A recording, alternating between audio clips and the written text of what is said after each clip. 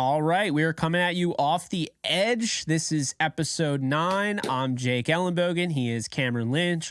Well, no, he's not. He's Camstradamus now after after he just basically predicted. I think Ryan Poles just literally watched our the clip that I put out or just our show in general and was just like, you know what? Cam's onto something. We should pick Zach Pickens and we should pick Gervon Dexter and put them on the same defensive line and complement each other. That was awesome. We're going to get into all of that, Cam. We're going to be talking about the NFC North today and just going all out here. We love the draft. It was a lot of fun to watch and just, we really covered it up until the final day that we could. So we're going to be doing that today, giving out draft grades. Well, you'll find out if your team drafted well, in our opinion, or your team didn't. But before we do, I just need to let you know that betonline.ag is your number one source for all your basketball info, stats, news, and scores. Get the latest odds and lines, including the latest player reports for this year's pro basketball playoffs. BetOnline is always your sports information headquarters this season, as we have you covered for all your sports wagering needs: basketball, MLB, NHL, right to UFC and boxing. BetOnline is the fastest and easiest way to get your betting info, including live betting options and your favorite casino and card games you can play right from your home. Head on over to the website today or use your mobile device to get in on the action. Be sure to use our promo code BELIEVE to receive your 50% welcome bonus on your first deposit. Bet online where the game starts. So Cam, we're going to start with the NFC North, and we're going to start with the Chicago Bears and show the Bears faithful some love. They showed us a lot of love over on YouTube. We're now over 230 subscribers. So big shout out to them. Big shout out to Swifty over there who recommended our channel and gave us a shout out. But Cam, we wouldn't be here without you. Camstradamus, my guy. Camstradamus. I got the crystal ball over here. I love it. So I'm excited to dive into it, Cam. They at pick number 10. All right, the Chicago Bears ended up taking Darnell Wright, the offensive tackle at Tennessee. They did not take the guy right in their backyard, Northwestern. Right, they didn't take Skoronski. How did you feel about that selection, my guy? Yeah, we were actually talking about this earlier with our producer Joe. Shout out to Joe. He has a great podcast as well, and we talked about it with just Darnell Wright. My thoughts on him were I love the way he plays. He has a nasty edge to him, Jake. Right, and so that nasty edge, you see a lot of the hand chops going down. You see him burying defensive linemen. I love it, and I'm sure the Bears saw it as well. As a defensive guy, I wouldn't like it, right? But as someone who would want, your program to go another direction, a better direction, you got Justin Fields there. You want a guy protecting him like that. So I like it. And you talked about our guy from Northwestern, his hands. He has some of the better hands in this draft. You'll see on his tape, he's kick sliding. His hands are up all the time. We talk about this when it comes to boxers. Right. And anytime you take a boxing class, they always say, keep your hands up, protect your face. When you get tired, those hands drop. Same thing with tackles, same things with this pass set. When guys get tired, those hands drop, Jake. I played punt on the punt team, and I know always keep those hands active. So our guy from Northwestern, he does a great job of doing that. Unfortunately, he didn't go to the Bears, but Darnell Wright did. Coming out of Tennessee, I love the pick, Jake. So, I'm looking forward to seeing what the Bears are going to do. I got a B+ for him out of this draft. They made some good moves there. I love what they did in their war room. And then if people don't really understand what we're talking about when it comes to kind of the clip going viral a little bit here, the Camstradamus, the globe that we have here. So Jake and I, we were talking about some of our sleeper defensive ends, some of our sleeper defensive tackles, and Gervon Dexter, he was on that, and Zach Pickens was on there as well. We talked about Gervon Dexter, about his power. Sometimes his first step didn't seem too fast, but he's super powerful, right? And how we talk about Pickens, him having that great get off and being able to come up the field and be able to wrap around some of those powerful players. And a linebacker, I put myself in that position, being able to scrape and make plays. So we talked about it. The guys got drafted, and now we're going viral. So the goal is to have more takes, of us giving you all a breakdown, right, of how we visualize, how we see things, and really educating everybody, on these picks, and excited to do more. So Jake, what are your thoughts on the Bears draft process there. I mean, you said that well. I really like Darnell Wright for starters. Nasty, just a nasty dude. I love that mean streak and the big uglies. I don't know if he's going to start at left tackle or right tackle. I saw him as a right tackle. I think if Braxton Jones is starting at left tackle, I know they have other guys. Kellen Deesh is someone that intrigued me last year, but he doesn't really have the body, in my opinion. So I don't know how that's going along. They have Larry Borum and they have Alex Leatherwood as well as Bobby Haskins, who is a undrafted free agent. But when I look at Darnell Wright on tape for Tennessee, that's exactly what you want, as one of your tackles in the NFL. I mean, I think he's got a really high floor, day one starter, and I think the Bears needed that. You got to protect Justin Fields. And I said this, during our live stream, or not live stream, our last episode where we were, basically picking all these, making these picks in our mock draft. Look, Justin Fields, you doubled down on him. You traded down.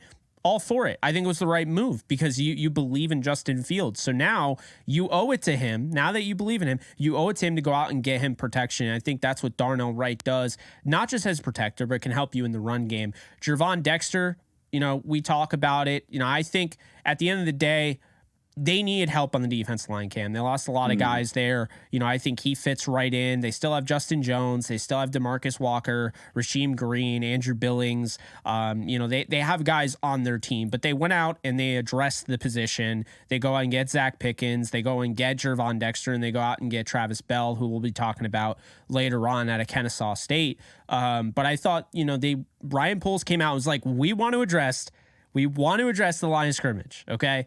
On both sides of the ball. We're going to go out and get our guy who's going to protect, our quarterback, and we're also going to go out and beef up that interior. And Cam, as a defensive guy, you got to love that. Yeah, you got to love it. And we talk about protecting the quarterback here. I'm looking at PFF, the Pro Football Focus. I know we talk about a lot of acronyms here for folks who don't know. PFF is a great source. And so for Darnell Wright, what I have here in 2022 is he only allowed 8 pressures, Jake. That's insane, right? Dude's and so he's a wall. He's a wall. So to do that in the SEC, think about how many players got drafted. A lot of those folks who didn't watch the draft, the people who got drafted are folks from the SEC. I'm seeing a whole bunch of SEC schools, a whole bunch of SEC players getting picked. And the fact that he only allowed 8 pressures in the 2022 season, that's insane. I'm sure most of them came from UGA, right? Because a lot of those guys are dogs. Literally and figuratively. A lot of them went to the Eagles, but as you mentioned, for the Bears to beef up that line of the offensive line, that's a great move. And then even on the defensive side, they got some guys who can plug up some holes, Jake, and who are fast actually, so they can make some of those holes disappear. Right, a lot of times when you play linebacker, if the guy is a little bit too fast, you're like, wait a minute, I need you to hold that up a little bit. Right, Gervon Dexter running a 4.88, being that big, that's going to be dangerous. So at the end of the day, whenever teams line up against the Bears, they're going to know they're going to go up against some guys that aren't moving, Jake, and aren't allowing pressure to come in. So Bears, like I said, they got a B+ for me in this draft. They had some other great additions as well when it comes to the running back room. We talked about the defensive linemen. So, it's a change of guard here, Jake. I'm seeing a lot of pluses on this draft card, right? Back in the day, you kind of see some of the C- and the Bs. I think teams are really taking this serious when it comes to the draft because no one wants to watch losing football. So you got a guy like Justin Fields in your backfield, the franchise quarterback. Let's get some folks that can protect him and win some football games. No, absolutely. I like the right pick, the Dexter pick. Pickens, I had a big fat smile on my face when you brought up Pickens. I love watching that guy's tape. I love watching him out of South Carolina. I love that pick. And that was, I believe, the first pick of the 3rd round. Then they go out and they get Roschon Johnson, the running back out of Texas. Now, there was some rumors that they could go after your guy, Bijan Robinson, who is the number 1 running back in the class. The Falcons end up scooping him at 8, which was interesting. I thought it was a little higher than I expected, but very high, yeah. Roschon Johnson was, I think, the first top 10 running back I've ever scouted, in my opinion, that was a backup. Like a straight up backup. You could say Zach Evans, who came in at 11 on my board, went to the Rams in the 6th round. He was a backup behind Judkins by the end of the year. But I don't know. I mean, Roschon Johnson has it all, man. This is an interesting pick because I'm a big fan of Khalil Herbert. I'm a big fan of Dante Foreman. If you guys don't know, his story coming back from the neck injury.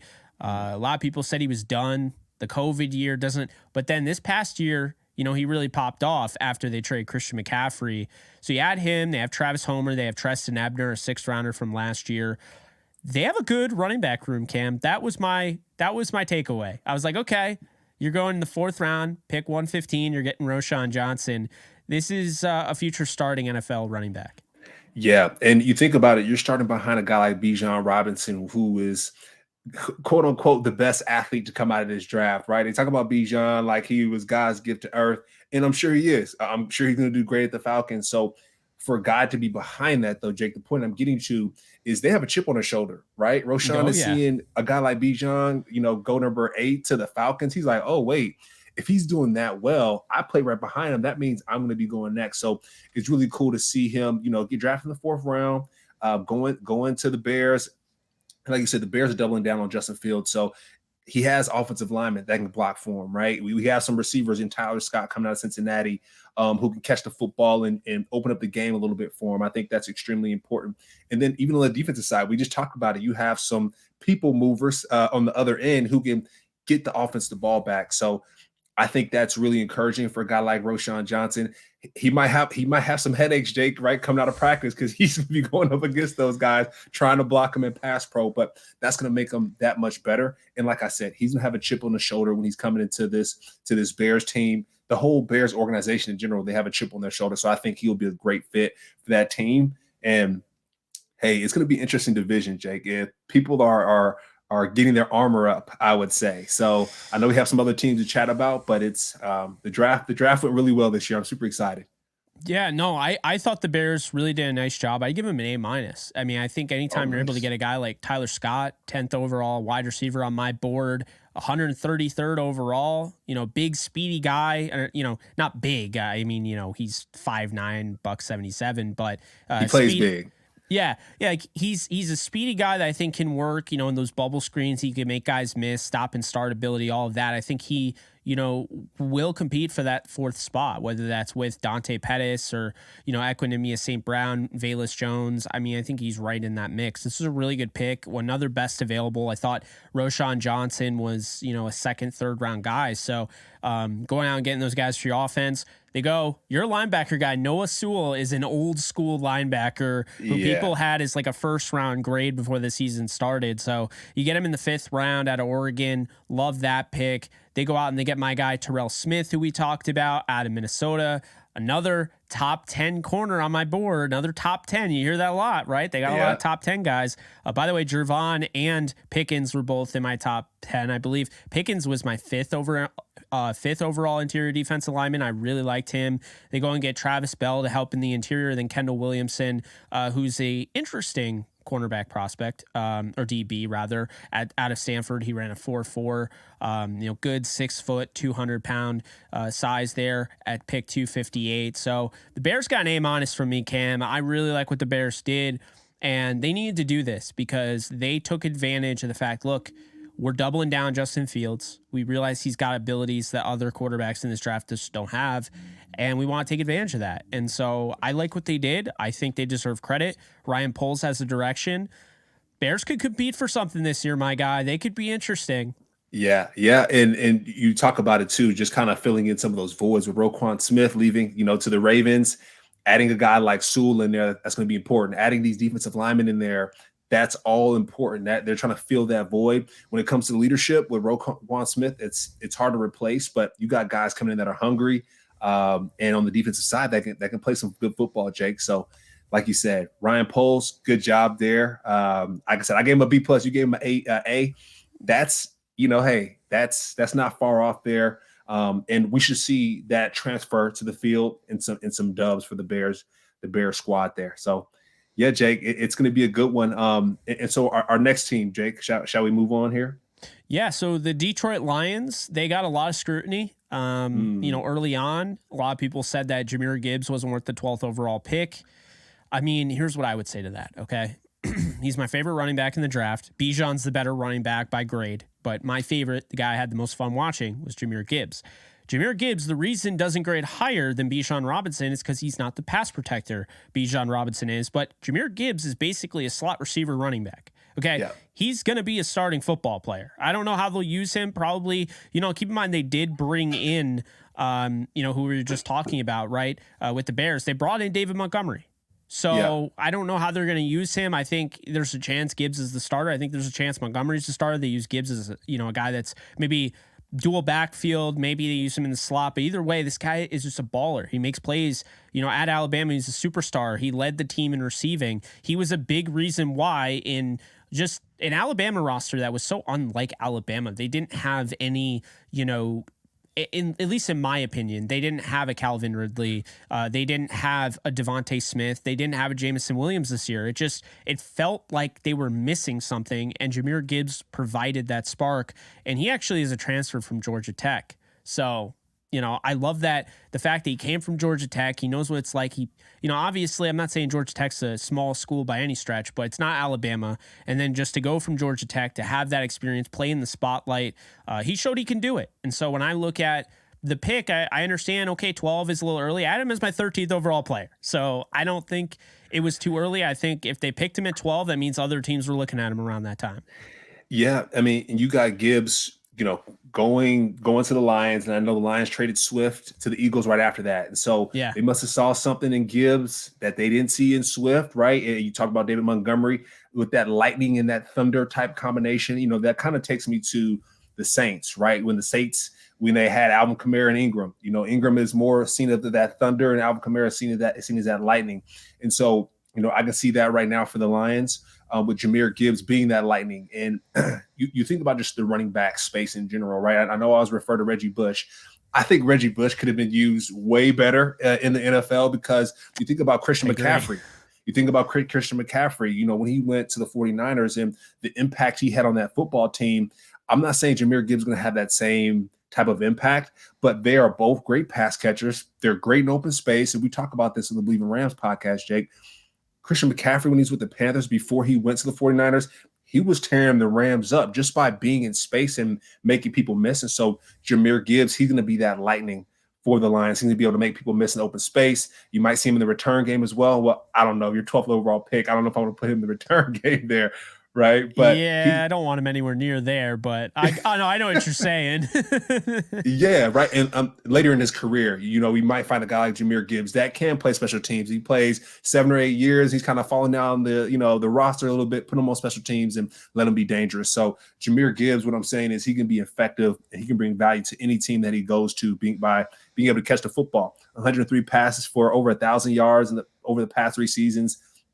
That's unbelievable. So I can see them using him more of as a lightning in a bottle there. And then kind of going down the list a little bit, Jake, we go on you got Sam Laporta at the tight end spot, an Iowa guy. You got Jack Campbell out of Iowa as well, right? So you got to think the Lions are leaning a little bit towards their Iowa guys. But, you got a guy like Jahmyr Gibbs who can catch the football. And you got a guy like Sam Laporta who can really catch the football. I think sometime in our notes we talked about it, but I had in my notes, throw the ball up. Just throw the ball up, Laporta's going to come down with it. So it's really cool to see. It's really cool to see the Lions kind of attack those skill positions that you see here on the list. They don't have too many big guys, right, on this list. You got a lot of skill positions. So it's kind of cool to see. It's a lot of the notes for the Lions, Jake, was a lot of their picks were a reach, right? A lot of them were a reach. So we'll see how things play out when the season comes. But Jahmyr Gibbs, he's going to be effective in the backfield, I believe. So the way I saw it, Cam, is when you look at Jack Campbell, he's there's only kind of one Jack Campbell in this draft. So I kind of understand why they went out and got him. I just felt like I had higher grades on like Drew Sanders and, guys like that. But I mean, Campbell's not a bad player. I had a 3rd round grade on him. I just think it was a little too early, but the guy's an athlete. It's just the problem is, I want more instinct. I think he's more of a reactive linebacker, and you're a linebacker, so you know exactly what I'm talking about. He doesn't have that quick twitch. I just think at the end of the day, I mean, he's got the range. I'm a little worried about him. The nagging UCL injury he had in spring this past year. During the spring practices and whatnot. But I just don't, I see strong. I don't see explosive. I see reactive. I don't see instinctual. And so I think he's going to be a good player. I think, Dan Campbell, this is Dan Campbell's guy. He's just a football player. When you hear him talk, you're like, okay, all right, I see it. And he's from Iowa. I always give it, like, Iowa's built different, man. The guys from Iowa are. And then that brings me to Sam Laporta, who was one of my guys, as you know. We talked about him in depth. I think he's the best tight end in the draft. I mean, I think, you may have reached on Campbell, but then you get Sam Laporta, who's the best tight end in the draft, in my opinion, at 34. That's a win. Then you get Brian Branch, who should not have been there. We talked about him. He was in our mock draft going off the board in the first round. They get him at pick 45. So Brian Branch, what he's going to do is he's going to allow you to have a guy that can play DB. And I say DB, he can play corner, he could play safety. A lot of teams were, kind of broken up about where he could play. They get Hendon Hooker at pick 68. I believe if I'm not mistaken, I believe they traded up right in front of the Rams and took him. I don't think the Rams were going to take him. But Hendon Hooker, now you have a guy after Jared Goff, right? Or you have a guy if Jared Goff gets hurt. Because I think Hendon Hooker in this class is the jack of all trades, master of none, but jack of all trades, right? So that's great. Broderick Martin, you add some depth to your interior there with Nwuzurike and McNeil and Kaminsky and Pascal and Bugs. I don't mind the Broderick Martin pick. I thought it was a little high, but I don't mind it. And then 5th round, they go out and they get Colby Sorsdahl, who I wasn't really familiar with out of William and Mary, but I feel like they know something we don't here. To go out and get a guy like that out of William and Mary, like, you clearly did a lot of research. You had a lot of intel. So I get that. And then Antoine Green to wrap it up, who I think I had mentioned him. And if I didn't, I was going to, and I forgot to. When we were talking about sleeper, like shadow sleepers, remember I was saying that? How you mentioned Cedric Tillman. I meant to mention Antoine Green, who's getting overshadowed by Josh Downs. And Antoine Green here, I think, is an absolute steal in 219. I think he's going to compete in that wide receiver room. We see it all the time in camp. These guys just sometimes, like, they just come out of nowhere, right? Oh, he's turning heads. We see that all the time. Cam, you were turning heads. There were, definitely some things that, like, you could probably find them on the internet, right? There were different, like, headlines, like Cameron Lynch turning heads in Rams camp. That happens. Like, guys turn heads. Like, guys make plays. Antoine Green, 7th rounder. Not a lot of people talking about him. Not a lot of people buzzing on him. But the guy didn't just come out of any D2 school and, like, no one knows who he is. Like, he played at North Carolina. He should be known. And I think he's going to make his presence known. You have guys like Marvin Jones Jr. coming back to the Lions for that reunion, which I love it there. You have Josh Reynolds. You have, Amon-Ra St. Brown. And, I think Khalif Raymond is a good player. But Antoine Green will challenge for reps on that in that wide receiver room. I believe it. Yeah, and that's what you want to see, Jake, right? I think you go back to your Brock Purdy piece. Anytime you think of the draft, now think about Brock Purdy, because no matter where you get picked, you could be a factor. And so, Antoine Green stepping in and competing, that's all you want him to do. That's all you want him to do, is go and compete, make guys better, and earn a spot on that team. And Jake, I'm going to talk about my 3 favorite picks from the Lions so far. Brian Branch, of course, Hendon Hooker. I love that big time, and then Sam Laporta. Those are my top 3, Jake. We talk about Hendon Hooker. You mentioned it, jack of all trades, probably one of the favorite prospects coming out of the draft here, right? We talked about the number 3 that he wears. I always talk about, sorry, not Hendon Hooker. Sorry, that's number 5. I wanted Hendon Hooker to go a little bit earlier, Jake. I wanted Hendon Hooker to go a little bit earlier. I kept saying the second round that he would go in the second round, but he didn't. But like I said, it's one of my favorite picks there. Hopefully he can get super healthy and get ready to roll and be a viable quarterback, viable backup for Jared Goff. And then going back to your Brian Branch piece, I want to double down on that, Jake.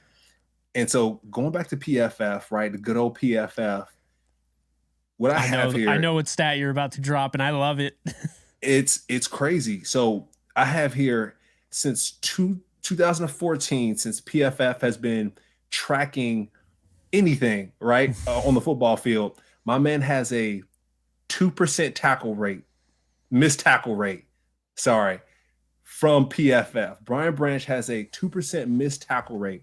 Now, Jake, I know we talk about how impressive it is, right, to not have any penalties, to not have any pressures or sacks, but to miss only 2% of your tackles while you're playing football at the University of Alabama, it's kind of insane, right? I mean, no, you have some other guys that are kind of making life a little bit easier for you and forcing some of the offensive players your way and making it easy for you. But the fact that he missed 2% of his tackles, that's insane. That means his technique is great. Jake, that means his feet are where they need to be whenever you're making tackles. That means his eyes are where they need to be when he's making tackles. And then that means he's just smarter than most people on that football field. That means he's where he needs to be before the other folks get there.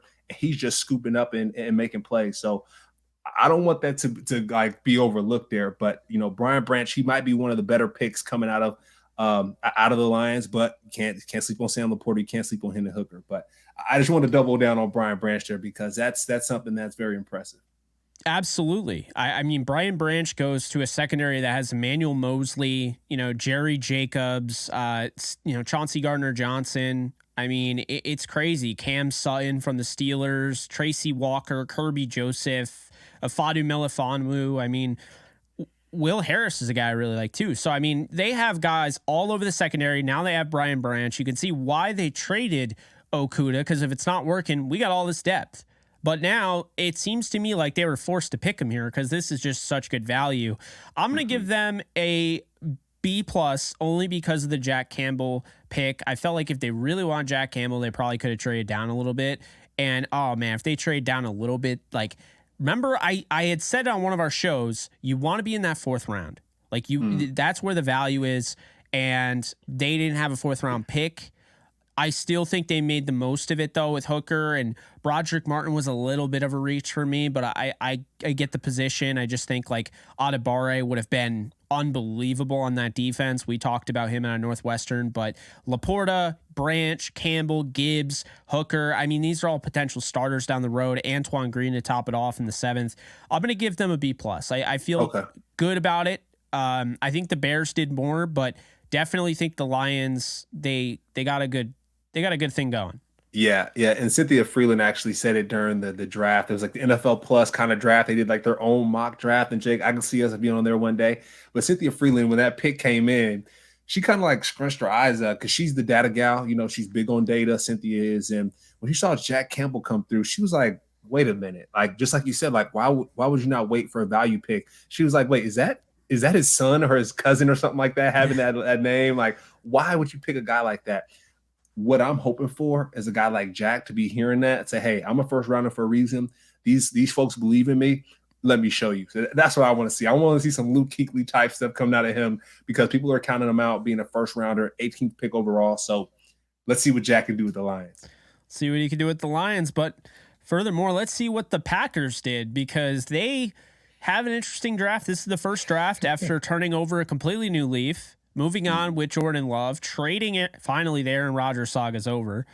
I mean, I'm sure I speak for a lot of Packers fans, Jets fans. That's over. Football fans, football fans. Like, we like news. We're in the business of news, but it's like it's the worst type of news where it's like it's sitting there, but it's not like doing anything. It's just like, can you go? Like, Yeah. So I mean, look, they get the pick swap. I do want to make mention, this is why I didn't like the trade for the Jets, because they wanted Broderick Jones, right? And New England screwed them over, but we'll get to that when we get to that. Lucas Van Ness is the pick at 13. Comes in. Some people didn't know how to feel about it. I did, because I think Lucas Van Ness is absolutely worth the 13th pick. And you're going out and you're getting a guy that is just going to be an absolute stud with the right coaching in the NFL. And he already has so much to him. He didn't start a game in college technically, but he was used. He has, positional versatility. I really like that pick, Cam. But where were you on the LVN pick? Did you feel like they reached a little bit? It's a little bit of reach, Jake. But I mean, at this point, with Aaron Rodgers leaving, who knows what's going on at the Green Bay Packers. But with Lucas Van Ness, I mean, he just looks the part, Jake. I mean, my man looks like an action figure. So, who knows if the Packers got, fell in love with that. So, but Lucas Van Ness, I think he's going to be a great addition to that defense there, led by Joe Barry. I played for Joe, so at the Rams, and I think Lucas will do fine with him. So, we'll see. But the Packers, like I said, they have a lot to work on. With Jordan Love stepping in for the first time in a long time, they got a lot of things to work out. So with Aaron Rodgers leaving, the heart's a little bit sore over there in the Packers. But I feel like they did decent here in the draft. There, Jake. I mean, I got him as a B- here. So I know we're gonna go walk through some of these players, but Lucas Van Ness, it's a decent pick. It's a decent pick. Like I said, Joe Barry's gonna hold him down. I'm on the defensive side there, but I'm curious to hear your thoughts about some of these other picks as well from the Packers. Yeah, I thought when you look at it, Cam, LVN is a best available pick. He's probably a guy they fell in love with, right? It is a whole process. It's like a speed dating process, and you got only have X amount of time before then you have to make the marriage, right? You have to just marry the player, and so that's what they did with LVN. I know they have Preston Smith, and they definitely have Rashawn Gary there, but I think they're getting ready for the future. I mean, Preston Smith isn't going to be around forever, and this could be, plus he never started, but he made an impact as a rotational guy. And he wasn't just a rotational guy. He pretty much played starting reps. He just didn't start. He wasn't credited as the starter. So Lucas Van Ness, like the pick there. Luke Musgrave, this is projection, man. Not a lot of production. I do like the pick though, because you're going out, you're getting a weapon, security blanket for a guy like Jordan Love. Musgrave for me needs to get better as a full-on, he is a developmental but really high ceiling project. Picking him at 42 might seem high to people, but I still think he has enough there to justify it. So I really like that pick. Jaden Reed. All right, we talked about him. He was one of my sleepers. Jaden Reed starts day one. Okay. Jaden Reed starts day one opposite Christian Watson or Romeo Doubs. He can play in the slot. He can play on the outside. Personally, I want Doubs in the slot. I want Jaden Reed on the outside because you can throw it up to Jaden Reed and Jaden's going to go get it, And I think that's the thing a lot of people don't understand is that Jaden Reed is, he's not the tallest wide receiver, but man, that guy plays above the rim. He's not afraid to go get it. He likes contact. He's going to go up, high point the football. And I was just a really big fan of that pick. People will say it's a little bit of a reach at 50. I think that's where he was going. I think that was the buzz coming around him. He's the top 10 receiver in this class. And I think when that wide receiver run happened late in the first round, kind of writing was on the wall. Who else are you going to pick over Jaden Reed at that point, So I think that definitely made a lot of sense. And I really like that pick. But who are guys that, stood out to you at that point? Yeah, I mean, we talk about the tight end position, at the Packers. When it comes to a quarterback's best friend, tight end has to be that person, right? Of course, your offensive line who protects you, but a lot of times when quarterbacks get in trouble, they have to go to someone quickly. So with Luke Musgrave being that go-to person, it makes a lot of sense. With the change of guard here with the Packers, you got Mercedes Lewis. We're not sure where he's going to go after, the whole Aaron Rodgers piece. Will he travel with him? We don't know yet. So you got to get some guys in there that can be stout in the run in the pass game. So Luke Musgrave definitely supporting with the pass game. And then going back to Jaden Reed, Jake, we talked about this on our guys segment. He can play receiver and he can also play special teams. He's effective in both pieces there. You want guys to bring value to your team. And you got to guard our Tucker Kraft, Jake. We talk about Kraft being crafty. That's someone that South Dakota State, they used him in multiple ways. We talked about how the Chiefs use Travis Kelce for wildcat, offensive plays. We talk about some of these flip plays at the offensive line where you can, hike the ball, play action, and then flip the ball to, your tight end, have them go running for a touchdown or short yardage gain. Kraft is that guy. So I like that. I like that as well. You got a guy like Musgrave, you got a guy like Kraft that can really be Jordan Love's best friends. So Jake, I'm definitely rolling with that. And then Colby Wooden, we talked about him as well when we talked about some of our sleepers. I love a Colby Wooden, just what he brings to the table, as a big guy coming out of Auburn. We talked about him being able to stand up, Jake, and also be able to put his hand in the dirt. You need it. These guys have to be able to play different positions. You got Lucas Van Ness on the other side as well. So, we can figure out something for Colby. I think that's big. Someone else that I like on this list here, Jake, I'm seeing a lot of Iowa. Iowa State, Iowa, some of these players from different places, but that's big. And we got a kicker in the 6th round, Jake. I'm going to end it with this one. You got a kicker coming out of Auburn, Anders Carlson. And we talked about this, right? Do we draft a kicker? Do we not? I think it's important to be able to flip the football field. And a guy like Carlson, playing at Auburn, either the guy scored a lot of points or his team wasn't scoring points. He had to kick the ball away. But you need someone that can put points on the scoreboard and flip the football field. So I'll say he's my favorite pick finally for the Packers there. You like Anders Carlson a lot. Wow. Okay. All right, Cam. All right. Hey, I had to show love right now. Yeah, no, I hear you. I mean, you're always showing love for those, specialists there. You know how much work they put in as a guy. You know, you spent a lot of time on special teams. You saw it. Exactly. Let's be honest here. They definitely had to have watched our show. The NFC North watched our show. There's a lot of these guys we talked about. I mean, they got two of your guys, Tucker Kraft and Colby Wooden, in this draft alone. I had Jaden Reed in my sleepers. All jokes aside, they probably didn't watch it. But here's what I will say, okay? I didn't understand the Sean Clifford pick at all.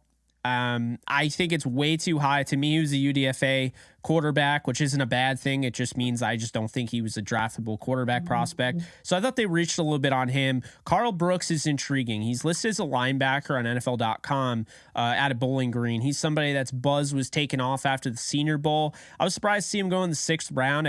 I guess it cooled off a little bit. Dontavion Wicks is somebody that had a monster year and kind of a down year at Virginia. So what are you getting out of him? Which Wicks are you getting, so to speak? Are you getting John Wicks? Just kidding, of course. Are you getting the other one where he didn't really play all that well? So that's a question mark there. I think he makes sense for them to kind of add them to that receiver room. I really like Carrington Valentine, who they got in the 7th round. He's a stud, and I don't know if I got around to talk about him at all on the show, but really like him. I believe Lou Nichols III was a transfer. The Packers, to me, this is an interesting class. I like it, and I like some things a lot. Others I don't love. I'm going to give this one a B. The reason for that is because I think, they go out and they get Musgrave, they get Lucas Van Ness, they get Reed and Kraft. I like that. Wooden, solid.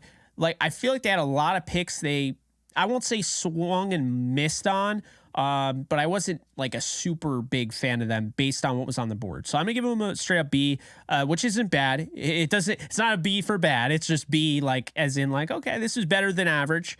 But I thought it could have been better. And I did find the comedy in the fact that right after, because they had to keep the consistency of not drafting wide receivers in the 1st round, it was tight end, wide receiver, tight end. I don't know. I thought that was funny. Right after Rodgers is gone, they go wide receiver, tight end, and tight end. But, B for the Packers there. And then now we got the Vikings. Or sorry, my bad. The USC Vikings, not the Minnesota Vikings. Because they loaded up on the Trojans. I'm wearing the hoodie. Jordan Addison is one of the best route runners in this draft. He was a guy I had a late 1st, early 2nd on. To me, this makes a lot of sense because you're adding a guy that can not only help Justin Jefferson stay open, because eventually teams are just going to double team him, bracket him, all that. But Jordan Addison's too good to just leave alone.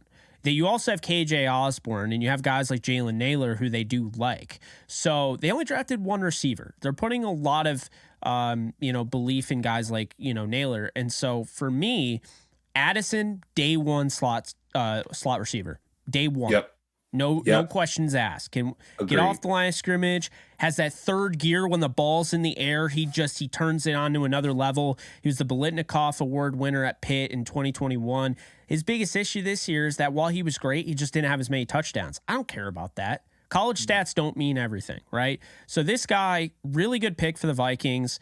And then they got Mekhi Blackman, who was one of my guys. I thought Mekhi Blackman, people were sleeping on, and they were. But NFL teams weren't sleeping on him. He went 102, and that's exactly where he deserved to go.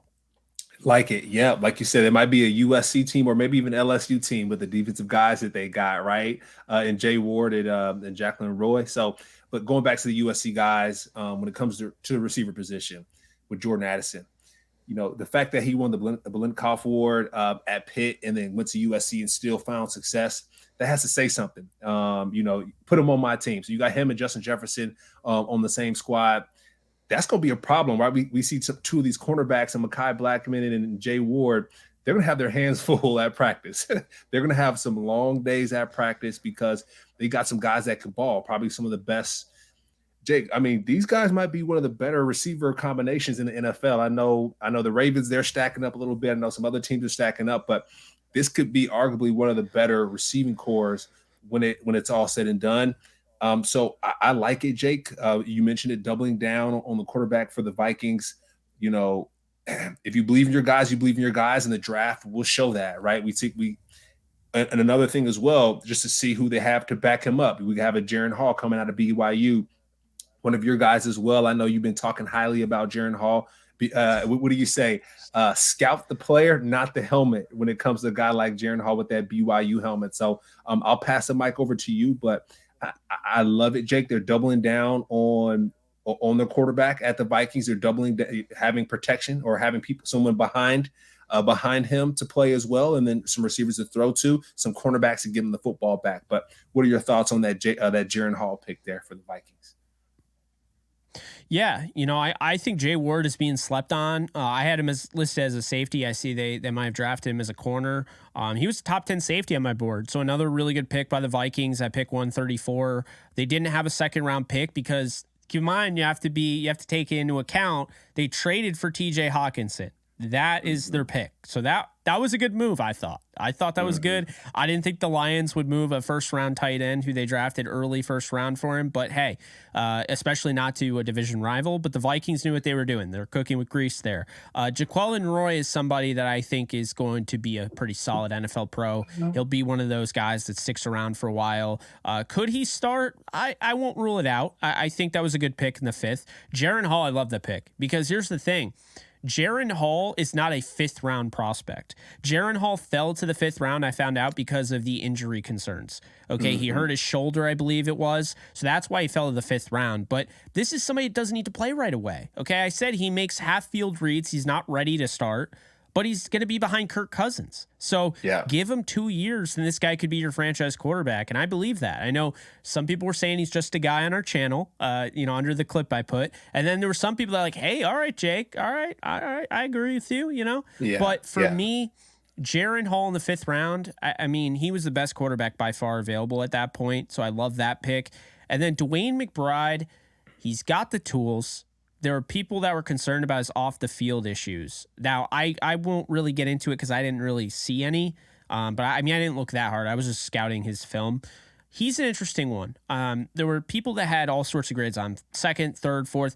I saw him as a late day 3 as well. So this is like he got drafted where I expected. His biggest issue, Cam, a lot of fumbles. He's got to get better in ball security. Got to do more of those curls, Got to do more of those curls. That up last time, so I had to throw that out. Yeah. I mean, hey, that's how you protect that football is do them curls, work on your hand grip. But I do see here, right, like for PFF, he has a 94.1 grade in 2022. So that's dang good, right? 4.6 yards per carry, or yards after contact per carry. So that's big time. But the fumbles, Jake, the game is called football. If you can't protect that football, you won't be playing football. So for McBride, he's gonna have to figure that out at the next level when he gets to the Vikings, because that's, that can win you games and lose you games. So that's something that's going to have to be figured out there. Like you said, he's a 7th rounder, so definitely find his way on special teams. That's going to be important and prove that he can hold on to the ball. That's key there. I'm with you there, man. I'm definitely with you there. I think all in all, I would say this division gets a collective grade of an A-. I'm going to give a B+ to the Vikings. So B+ to the Vikings, same here. A B to the Packers. I gave an A-, I believe, to the Lions, and an A to the Bears. So that's where I stand right now. I think that this division got better. I mean, there's no question. I would say the Lions and Bears got a little bit better than some of the other teams, in my opinion, but they all got better, and I think that's the name of the game. But one thing I will say about the Vikings is that if you look at that team and what they did in UDFA, which is a big part of, the after process, which right? Yep. They went out and they got Brenton Cox Jr., who I think is incredibly intriguing. Oh, I'm sorry. The Packers went out and got Brenton Cox Jr., who I think is incredibly intriguing. He's one of the guys that we talked about, right? And I think people are they're sleeping on him a little bit. And I'm just saying, I'm just putting his name out there because I would not be surprised if he's one of those guys that just gets it together because we talked about it. Maybe his off the field. Now, I won't even say his off the field stuff is bad. He doesn't have like crazy arrest records or anything like that. Just sounds to me like maybe there's some concerns about his maturity.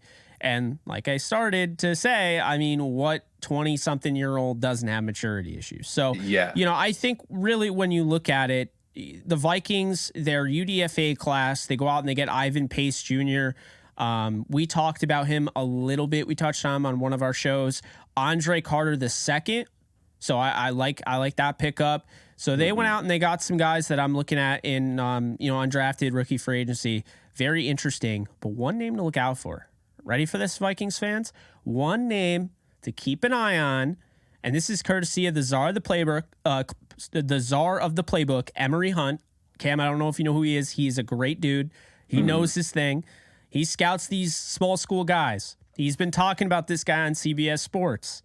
When they say sleepers, he went with a deep sleeper. Former quarterback, looks like he's turning wide receiver, Southeastern Louisiana's Cephas Johnson III. Okay, just remember that name because I think he can ball at a quarterback. Like I think he's a good option to fight for a quarterback spot.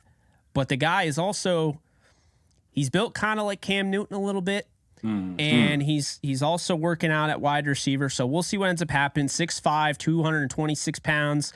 Woo. My man has it. That's a big boy. So. Yeah, so I just wanted to give Cephas Johnson the third a little shout out there, and Emory Hunt, who does an incredible job. He scouts all these players no one else really has time to scout. He's got like 1,000 prospect reports on his thing. He's a friend of my show, so got to give him a shout out. But yeah, Cephas Johnson's a guy to look out for. For the Minnesota Vikings. Do you have any UDFAs by chance? A guy that stood out to you. Yeah, well, I want to go back to that piece, Jake. You mentioned Brenton Cox, right? Going to the Packers.